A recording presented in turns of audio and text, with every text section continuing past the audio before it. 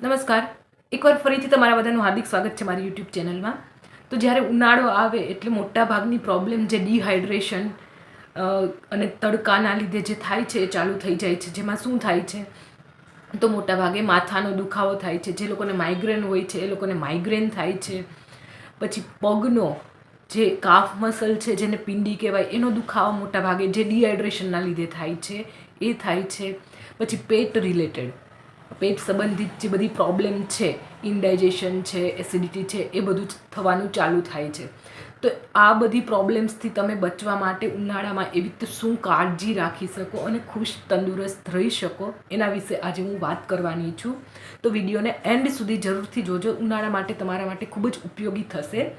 તો સૌથી પહેલાં વિડીયો ચાલુ કરતાં પહેલાં જે લોકો નવા આવેલા છે ચેનલમાં, જેમણે સબસ્ક્રાઈબ નથી કરી ચેનલ, એ લોકો ચેનલને સબસ્ક્રાઈબ જરૂરથી કરી લેજો અને બાજુમાં જ બેલનો આઇકન છે એ પણ પ્રેસ કરી દેજો, જેથી નવા વિડીયોની નોટિફિકેશન તમને ફરીથી મળતી રહે. તો સૌથી પહેલું તો stay hydrated. First most important thing સમરમાં ધ્યાન રાખવા જેવી કે stay hydrated. Drink plenty of fluids, એટલે ખૂબ જ પાણી પીવો. જો તમને તરસ નથી લાગી છતાં પણ તમે ખૂબ જ પાણી પીવો ઉનાળા દરમિયાન, કેમ કે મોસ્ટ કોમન રીઝન હોય છે મોટાભાગની પ્રોબ્લેમ્સ થવાનું, મોટાભાગના ડિઝીઝ થવાનું, રોગ થવાનું એ હોય છે ડિહાઇડ્રેશન.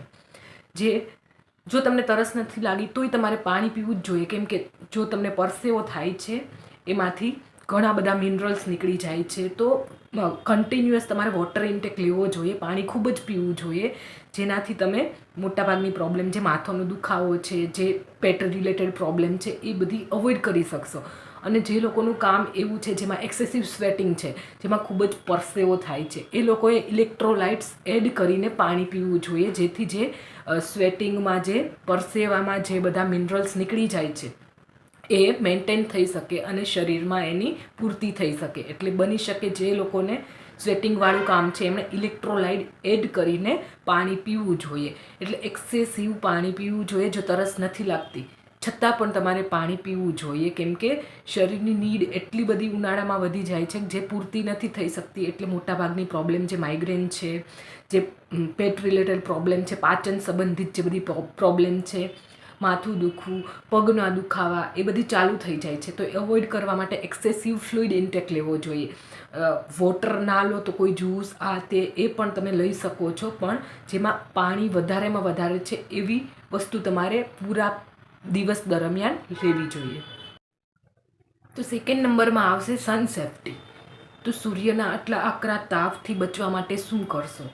તો જ્યારે પીક અવર્સ છે, 12 થી 4નો ટાઈમ છે, જ્યારે ખૂબ જ તાપ હોય છે અને ત્યારે ટેમ્પરેચર પણ ખૂબ જ વધારે હોય છે, તો ત્યારે બહાર નીકળવાનું ટાળવું જોઈએ. જો જરૂર નથી તો ઘરની બહાર ના નીકળવું જોઈએ, જેથી સન રિલેટેડ જે પ્રોબ્લેમ થાય છે એ અવોઇડ કરી શકાય.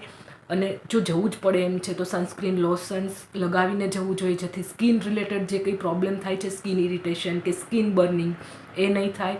અને હેટ કે કેપ કે સનગ્લાસીસ એવું પહેરીને જવું જોઈએ, જેથી આંખની જે તાપમાં જવાથી જે આંખ રિલેટેડ જે પ્રોબ્લેમ થાય છે એ પણ અવોઇડ કરી શકાય.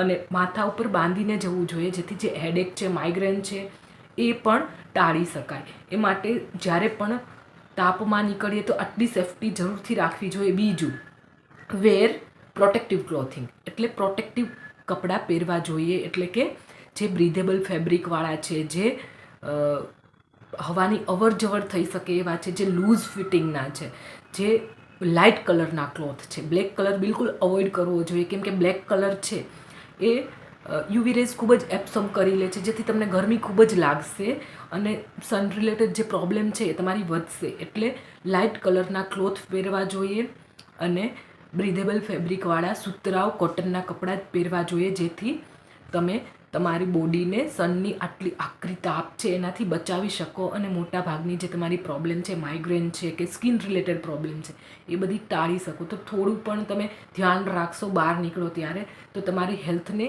તમે સારી રીતે ધ્યાન આપી શકશો અને શરીરને આ આકરી તાપમાંથી બચાવી લેશો. અને ડિહાઇડ્રેશનથી જે મેઇન કોઝ છે ઉનાળાની ગરમીમાં, તો એનાથી પણ બચાવી લેશો.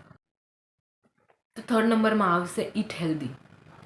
ખાવાનું એવું ખાવું જોઈએ જે સુપાચ્ય હોય અને તમારું હાઇડ્રેટ પણ રાખે બોડીને. તો ગ્રીન વેજીટેબલ, લીલા શાકભાજી અને જેમાં ખૂબ જ પાણી છે એવા ફ્રૂટ્સ તમારા ડાયટમાં જરૂરથી સામેલ કરવા જોઈએ, જેથી તમારી બોડીને પણ હાઇડ્રેટ રાખશે અને જે જરૂરી મિનરલ્સ છે એ પણ પ્રોવાઈડ કરશે શરીરને, એટલે શરીર પણ હેલ્ધી રહેશે અને પાચનમાં પણ મદદ કરશે. તો હંમેશા જે કુદરતી મીઠાશવાળા જે ફ્રૂટ છે એ ઉનાળામાં લેવા જોઈએ, કેમ કે ઉનાળામાં મોટાભાગે એસિડ વધારે બને છે સ્ટમકમાં. તો એને મેન્ટેન કરવા માટે જે કુદરતી મીઠાશવાળી વસ્તુ છે એવી લેવી જોઈએ. તો તમને પેટ રિલેટેડ જે ઇનડાઇજેશનની કે એસિડિટીની પ્રોબ્લેમ છે એ પણ અવોઇડ કરી લેશો. તો મોટાભાગે તમારે હેલ્ધી ફ્રૂટ્સ અને વેજીટેબલ લેવા જોઈએ. અને સ્પાઇસી ફૂડ, મસાલેદાર જે ખાવાનું છે એ બિલકુલ અવોઇડ કરવું જોઈએ, જેનાથી તમારી પેટ રિલેટેડ પ્રોબ્લેમ નહીં થાય. અને શુગરી જે ડ્રિંક્સ છે, કોલ્ડ ડ્રિંક છે એ અવોઇડ કરવા જોઈએ. અને પ્રોસેસ જે ફૂડ છે, જે પેકેટમાં ફૂડ આવે છે એ પણ ના ખાવા જોઈએ.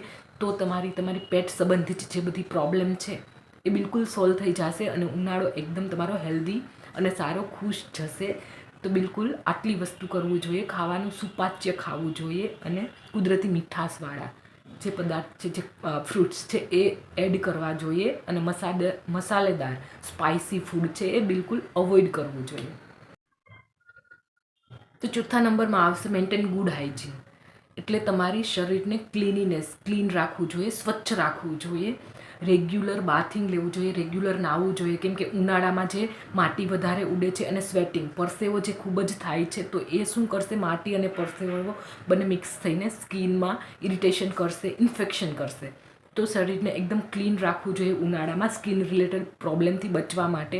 અને જ્યારે પણ પબ્લિક પ્લેસમાંથી બહારથી ઘરે આવો છો ત્યારે હાથને એકદમ ક્લીન કરીને ધોવા જોઈએ, કેમ કે બહારથી જે જર્મ્સ, બેક્ટેરિયા હાથમાં જે ચોંટેલા હોય છે એ શરીરમાં નહીં જાય અને મોઢા વાટે જે બધી ઇન્ફેક્શન જશે, પછી આવીને ખાવાનું ખાઈએ છીએ એ નહીં થાય. એટલે જ્યારે પણ after coming to public place wash your hand properly, ખૂબ જ સરખી રીતે હાથને વોશ કરવા જોઈએ, જેથી જર્મ્સને અવોઇડ કરી શકાય અને હેલ્ધી રહી શકાય ઉનાળામાં પણ. પછી આપણી આસપાસનું જે સરાઉન્ડિંગ છે, આપણું ઘર છે, એકદમ ક્લીન રાખવા જોઈએ, જેથી જર્મ્સને, બેક્ટેરિયાને સ્પ્રેડ ના થાય, ફેલાવો ના થાય અને ડિઝીઝ ફ્રી રહી શકે, એટલે રોગમુક્ત રહી શકે. એટલે clean your surroundings and house clean.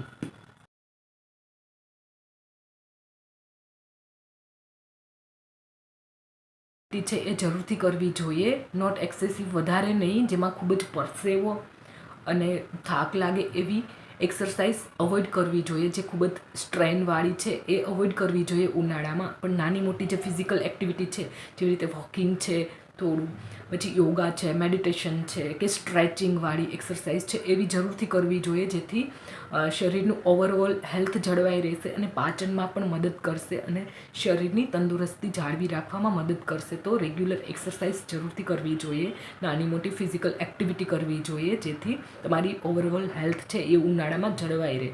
અને છઠ્ઠા નંબરમાં આવશે સ્લીપ પ્રોપરલી, એટલે 7 to 8 અવરની, 7 થી 8 અવરની પીસફુલ ઊંઘ જરૂરથી કરવી જોઈએ ઇમ્યુન સિસ્ટમને સપોર્ટ કરવા માટે.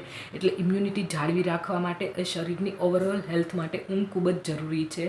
તો 7 થી 8 અવર્સની પ્રોપર ઊંઘ જરૂરથી કરવી જોઈએ, પીસફુલ ઊંઘ, જે તમારી હેલ્થ પણ જાળવી રાખશે અને તમને ઉનાળામાં જે મોટાભાગની પ્રોબ્લેમ છે, માથાનો દુખાવો, આ છે, તે છે, સનસ્ટ્રોક છે, એ બધાથી બચી શકાશે જો પીસફુલ ઊંઘ હશે 7 થી 8 કલાકની. તો મોટાભાગની તમારી ઉનાળાની રિલેટેડ જે હેલ્થ ડિઝીઝ પ્રોબ્લેમ છે એ બધી સોલ્વ થઈ જશે. તો 7 થી 8 કલાકની ઊંઘ જરૂર લેવી જોઈએ. તો આ સાથે વિડીયો એન્ડ કરું છું. ફરીથી મળીશ આવા જ ઉપયોગી હેલ્થ ટોપિક સાથે. ત્યાં સુધી ખુશ રહો, મસ્ત રહો, તંદુરસ્ત રહો. અને જો વિડીયો સારો લાગ્યો છે તો લાઈક જરૂરથી કરજો અને ફ્રેન્ડ્સ ગ્રુપમાં શેર કરજો. અને ચેનલ સબસ્ક્રાઈબ નથી કરી તો સબસ્ક્રાઈબ જરૂરથી કરી લેજો. Thank you.